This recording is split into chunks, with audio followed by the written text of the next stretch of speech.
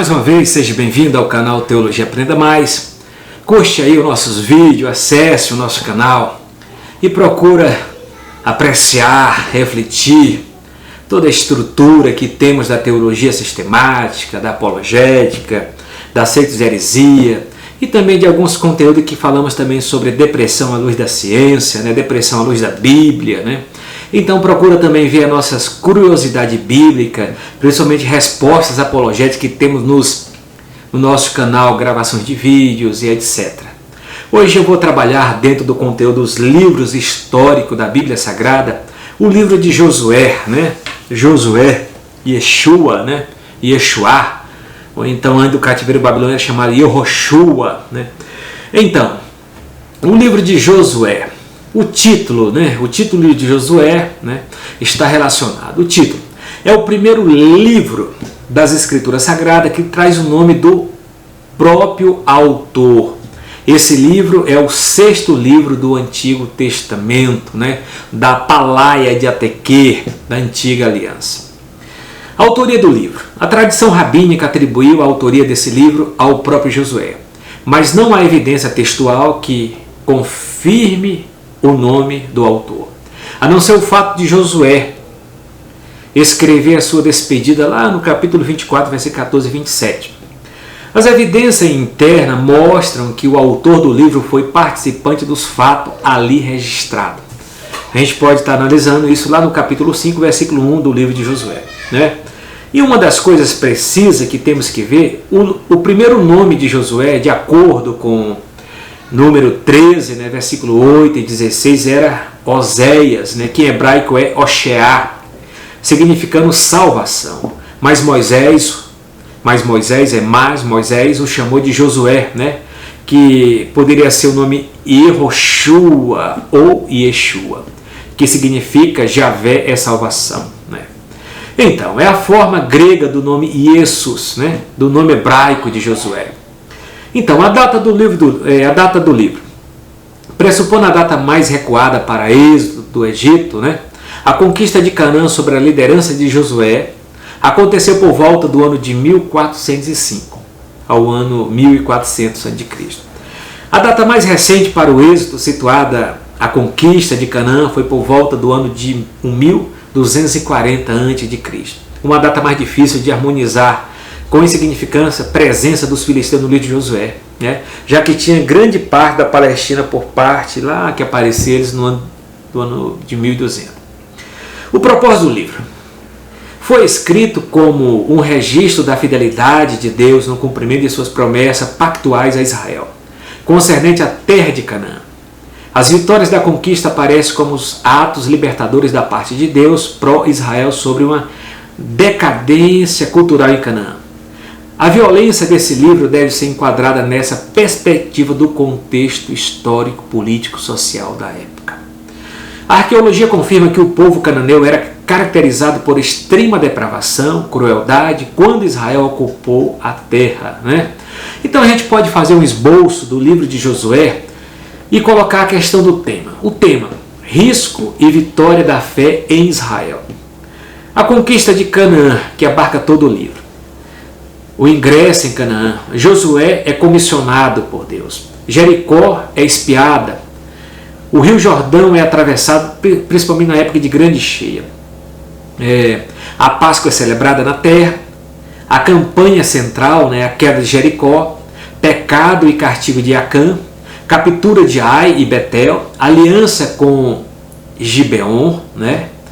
E a campanha meridional. Ataque pela Liga Amorita, contra ataque de Josué, 2 intervenções milagrosas, destruição da cidade do sul, e também tem a campanha setentrional, desafio da Liga Setentrional, contra ataque de Josué. Vitória total, retrospecto total das conquistas, relacionado lá no capítulo 12, a divisão de Canaã, a distribuição da terra, tribos estabelecidas a leste, terras do sul para Caleb e Judá, terra do centro para os filhos de José, a divisão das terras restantes, e outra questão específica das cidades especiais são cidade de refúgio, cidade dos levitas, que são em torno de 46 a 48, controvérsia com as tribos da Transjordânia, a discussão final e a morte de Josué, que é registrado lá no capítulo 23 e 24, né, do livro. Então nós temos a passagem pelo Rio Jordão, a partir do capítulo 3, né? Josué é sucessor de Moisés, né? Tem aquela profecia que Moisés fala que Deus levantaria um profeta semelhante a ele, né? E isso tem tanto sentido escatológico como também o sentido de ser Josué, o profeta semelhante a ele. E a outra questão, a conquista de Josué, começa lá do capítulo 6 até o capítulo 11 do livro, tá? Principais deuses cananeus lá da terra de Canaã: El, Deus supremo, cruel e sanguinário, de sensualidade incontrolável. Baal, que foi sempre um deus terrível, né? Que trouxe grandes problemas e prejuízos para Israel. Era o filho de El, sucessor, dominava o grupo cananeu e era considerado o Senhor do céu, Deus da chuva e da vegetação. Então, Baal é o cavaleiro das nuvens, né? É o Senhor do céu. Era também considerado o Deus da chuva, da vegetação, o Deus da fertilidade e etc. Anatate, né, filha de Baal, uma das 3 deusas protetora do sexo e da guerra, culto da prostituição sagrada e morticínio infantil. Asterote, né, ou Astate e Azerá, esposa de Baal, deusa do sexo e da guerra. Moloque, Milcom, de origem amonita, deus da orgia, do mesmo modo que Camos, né, Camos era a divindade nacional dos amonitas. Então nós temos aí a questão das figuras, sempre para pensar a questão de Baal Zebud, né, Astarote e Moloque, né, são todas as questões que trouxe grande prejuízo para Israel. A idolatria de Israel, né, que é registrada em Juízes, depois da morte de Josué, né, e uma das coisas também que a gente pode analisar é a redenção de Raabe, a prostituta, que está registrada no capítulo 2, versículo 12, né?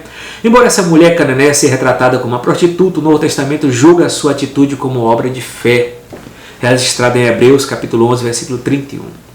O pecado de Acã está registrado no capítulo 7, o roubo praticado por Acã em Jericó foi um grave erro por 2 razões. Violou uma ordem direta de Deus, né? Roubando o que pertenceu ao Senhor. A leitura da lei em Siquém, que está registrada no capítulo 8, versículo 30, depois de tomar a cidade de Ai. Josué conduziu as 12 tribos por 32 quilômetros ao norte de Siquém, a fim de fazer a leitura da lei entre 2 montes, o de Gerizim e de Ebal. O sol se deteve, né? Está registrado no capítulo 10, versículo 13, né? 2 intervenções sobrenaturais ajudaram a campanha contra os amonitas, e grandes pedras de granizo e alongamento de um dia. Está registrado no capítulo 10 e 14. A distribuição da terra entre as tribos, registrada do capítulo 13 ao capítulo 21, foi feita através de sorte, né, considerando diversos fatores envolvidos na questão. Vamos colocar.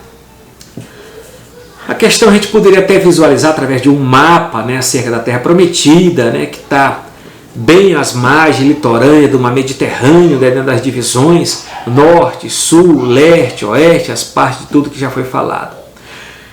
Escolhei hoje a quem servais. É a última palavra de Josué, capítulo 24, versículo 15. Esse foi o famoso desafio de Josué no fim da sua vida. Quando reuniu as tribos em Siquém, vendo a tendência do povo à idolatria, avisou do perigo de presumir que estava servindo a Deus, sem o servir na realidade. O desafio foi aceito e o povo voltou para Deus, né? Então aí está o livro de Josué, que a gente pôde pensar e trabalhar, né? Pensar e trabalhar sobre esses conteúdos dos livros históricos, precisamente o primeiro livro, que é o livro de Josué.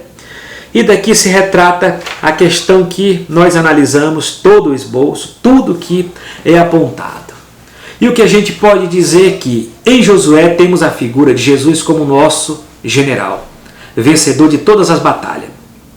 Há 7 referências diretas a Josué no Novo Testamento. A história de Raabe é uma delas. E ele é citado nominalmente 2 vezes. Né? 2 vezes. Então o nosso Josué, o nosso Yeshua, o nosso Javé salvação, que veio buscar e salvar, é Jesus Cristo, o Filho de Deus. E devemos ler os livros históricos a partir da ótica do Novo Testamento, que com precisão nós devemos ler a sombra dele. Obrigado, shalom e até a próxima.